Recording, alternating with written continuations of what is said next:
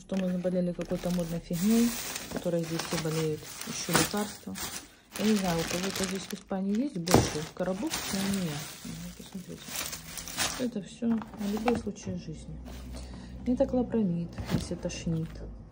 Парвекс от температуры, это еще из Украины. Аугментин, антибиотик. Парацетамол, жаропонижающий. Синеораль, откашливающий. Ибупрофен. Вот, еще лекарство антигистаминное. Еще, чтобы дать от температуры, от кашля, от рвоты. В общем, здесь все есть. Вот еще пакетик с какими-то таблеточками. Вот еще пакетик с таблеточками. И это еще не все. Дети обрисовали, пока это шло на 5 минут. И это еще не все. Еще часть лекарств стоит у меня